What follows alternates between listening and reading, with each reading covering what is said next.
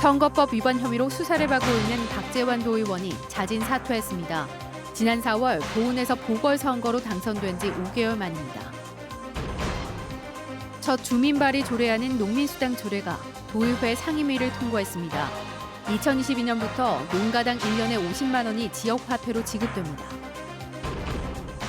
청주와 충주 소방서에 감염병 환자 이송용 음압 구급차가 도입됐습니다. 충북도 코로나 장기전에 대비하고 있습니다.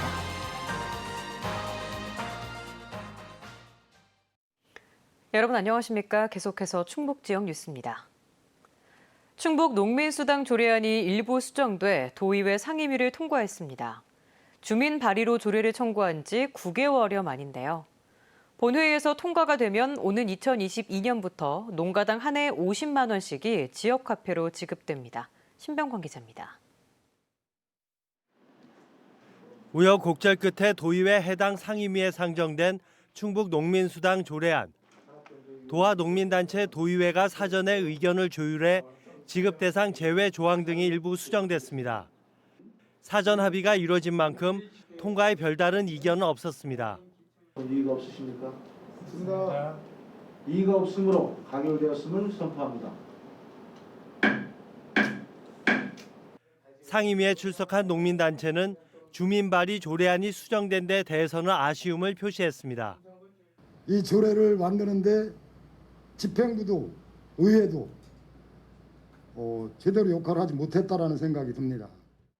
상임위를 통과한 조례안에 따르면 오는 2022년부터 농가당 한 해 50만 원이 지역화폐로 지급됩니다. 농업의 수입이 한 해 2,900만 원 이상이거나 공무원 연금 수급자 등은 지급 대상에서 제외됩니다. 충청북도는 한 해 예산 500억 원 정도를 시군과 4대 6으로 분담할 방침입니다. 보건복지부 사회보장협의회의 그 시군에서 돈을 어떻게 분담할 것인가에 대한 그 승인을 받아야 됩니다. 농민수당은 또 법률로 유사한 제도가 생기면 중단되는 것으로 조례안의 유효 기간이 명시됐습니다. 조례안은 이제 도의회 본회의 통과만을 남겨놓게 됐습니다. 통과되면 충북 도의회 사상 첫 주민발의 조례안의 통과라는 의미도 더해지게 됩니다. MBC 뉴스 신병관입니다. 코로나19 사태가 길어지면서 확산을 막기 위해 병원 음압병실뿐 아니라 음압 구급차 도입도 속속 이루어지고 있습니다. 충북소방이 청주와 충주에 이 음압 구급차를 각각 한 대씩 배치했는데 도내 각 시군 보건소들도 도입을 서두르고 있습니다. 이재욱 기자입니다. 음압 구급차는 병원 음압병실처럼 바이러스 등 감염원이 외부로 빠져나가지 못하게 하는 특수 구급차입니다. 오염된 내부 공기가 정화 장치를 거치며 바이러스의 외부 유출이 차단되고 환자 이송 공간과 운전석도 완전 격리됩니다. 지금까지 도내에는 충북대병원에 메르스 사태 이후 지난 2017년 도입된 한 대가 전부였는데 주로 병원 내 감염 환자 이송에 쓰였습니다.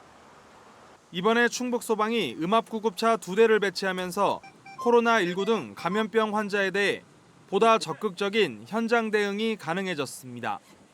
충북소방은 올해 1월부터 지금까지 방호복에만 의존한 채 100명이 넘는 확진자와 3,000명이 넘는 의심 환자를 일반 구급차로 옮겼습니다. 환자분들도 장시간 동안 대기를 하셔야 되는 그런 어려움도 있고요. 저희도 보호복을 입고 올해 현장 활동을 하다 보면 이제 체력적으로 한계가 느껴지는 경우들도 있어서. 대당 가격이 2억 2천만 원으로 일반 구급차의 2배 정도지만 코로나19 지역사회 전파 차단과 구급대원 2차 감염을 막는 데 효과적입니다. 실제 지난 3월 괴산에서는 확진자를 이송한 구급대원 2명이 발열 증상을 보여 격리되기도 했습니다. 환자와 구급대원들뿐만 아니라 시민들에게도 위험하지 않고 안전하게 이송할 수 있는 그런 충북의 새로운 이송 체계가 갖춰진 것 같습니다. 충청북도도 빠르면 올해 말까지 11개 시군 보건소에 음압 구급차를 각각 한 대씩 배치할 계획입니다. 언제 끝날지 모르는 코로나 사태를 겪으며 방역당국이 감염병 장기화에 대비하고 있습니다. MBC 뉴스 이재욱입니다. 확진자의 배우자로 2주 자가격리 중이던 진천의 60대가 뒤늦게 코로나19 확진 판정을 받았습니다. 충청북도는 지난달 26일 진천에서 확진 판정을 받은 충북 111번 환자의 배우자로 최초 검사에서 음성 판정을 받고 2주 자가격리에 들어갔던 60대가 해제 직전 검사에서 양성 판정을 받았다고 밝혔습니다. 이로써 충북에서 코로나19 확진 판정을 받은 사람은 143명으로 늘었습니다. 집단 휴진에 들어갔던 충북 지역 전공의들도 잇따라 업무에 복귀했습니다.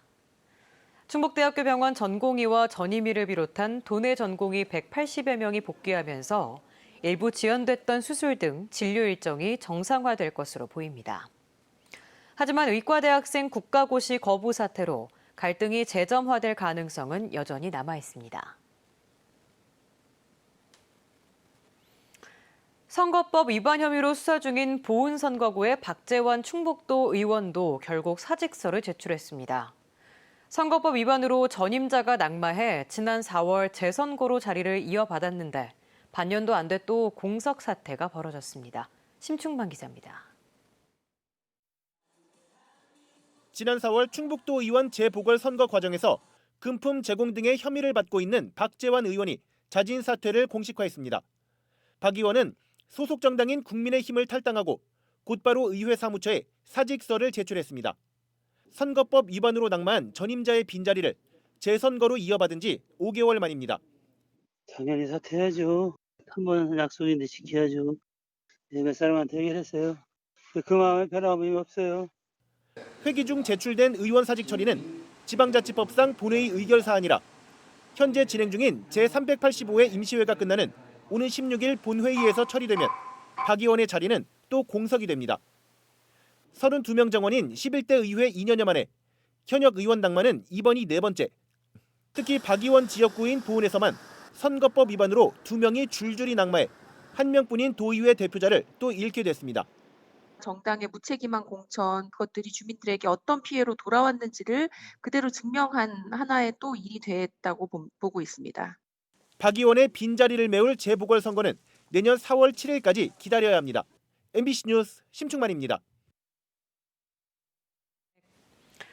정정순 의원 캠프 관계자가 공직선거법 위반 혐의로 재판을 받고 있는데요. 이와 관련해 당초 이번 주 이루어질 것으로 보였던 더불어민주당 정정순 의원의 검찰 소환 조사는 또 무산됐습니다. 국회 첫 정기국회가 열리면서 강제 조사도 여의치 않은 상황이라 공소시효를 앞둔 검찰의 행보가 주목되고 있습니다. 조미애 기자입니다. 공직선거법 위반 혐의 등으로 기소된 정정순 의원 캠프 관계자에 대한 지난달 공판에서 검찰은 정 의원을 공범으로 지칭했습니다.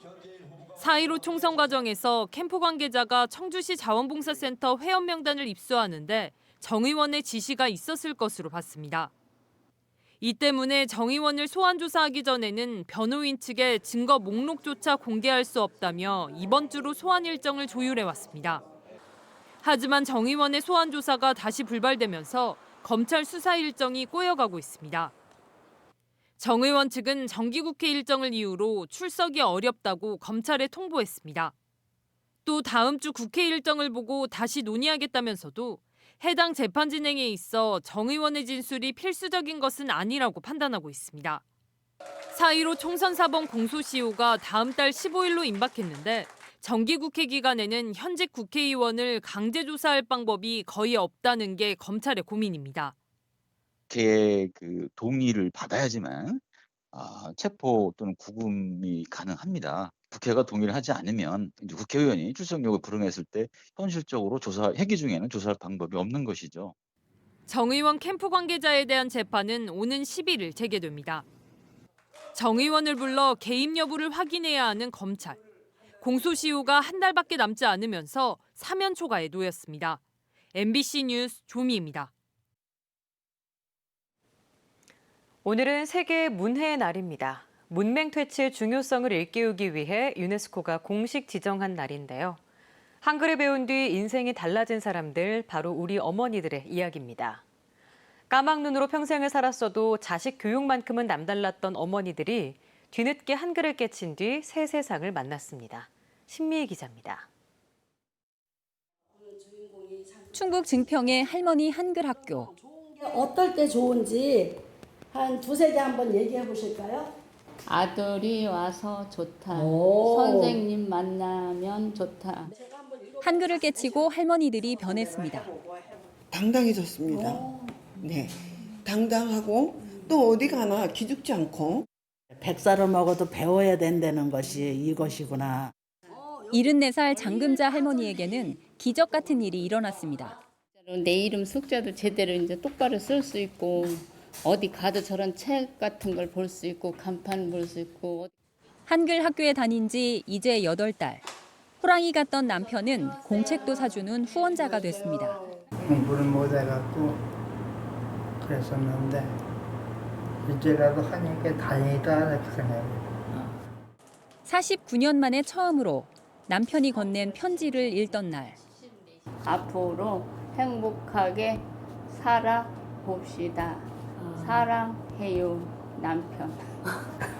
읽으시고 어땠어요? 이 편지 받으시고. 감동했죠. 그래도 표현을 안 하시고 영감님이 그래도 많이 속으로 말은 못하고 많이 생각은 하는구나. 할아버지를 향한 할머니의 마음은 한편의 시가 되어 전국 성인문예교육 시화전에서 최우수상을 받았습니다. 속만 썩이던 영감님 평생 미워했는데 그러 양반이라도 있으니 든든하다. 아침에는 두붓고 저녁에는 삶고 그리 지내다 보니 정이 들었다. 마음을 열게 한 한글의 힘. 때론 말보다 서툰 글이 더 위대했습니다. MBC 뉴스 신미희입니다. 이상천 제천시장이 코레일 충북본부 통폐합을 백지화하라며 입장을 바꿨습니다. 이상천 시장은 오늘 발표한 의견문에서 철도 역사의 상징과도 같은 코레일 충북본부를 대전 충남본부와 통합하는 것은 지역 균형 발전에 위배되며 경영난의 책임을 충북본부에 전가하는 결정일 뿐이라고 비판했습니다. 처음에는 이동 인원이 적어 지역에 미치는 영향이 적을 것이라고 밝혔던 제천시는 철도 노조와의 면담 중 미처 파악하지 못한 부분을 알게 됐다며 입장 선회 이유를 밝혔습니다. 제2회 충주국제무예액션 영화제 공식 홈페이지가 문을 열었습니다.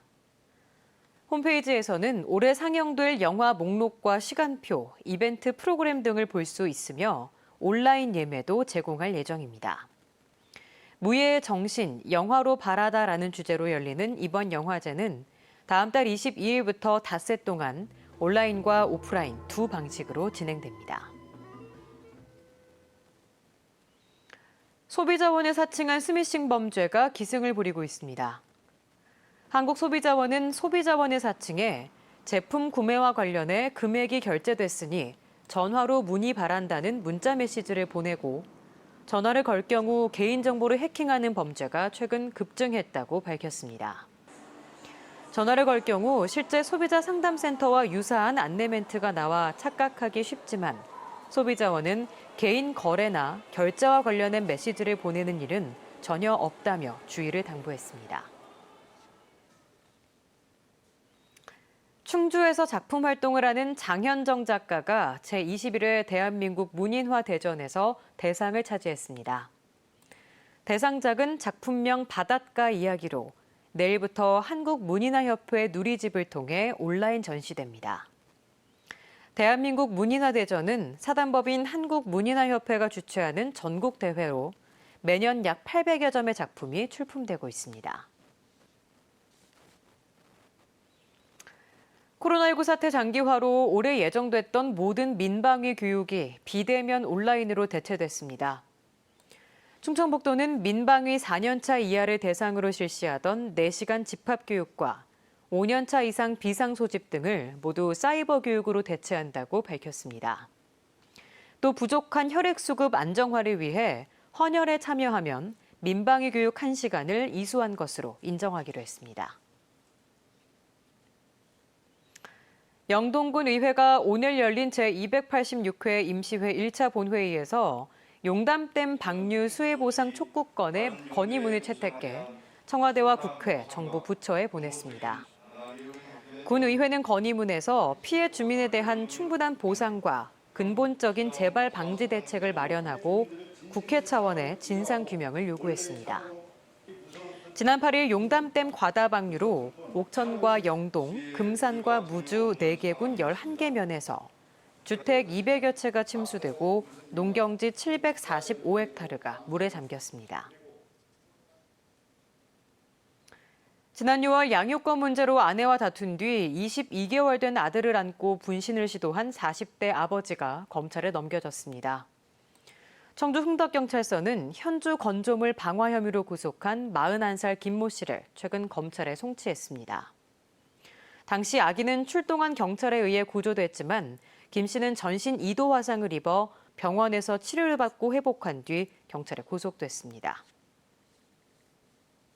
지금까지 충북지역 뉴스였습니다. 고맙습니다.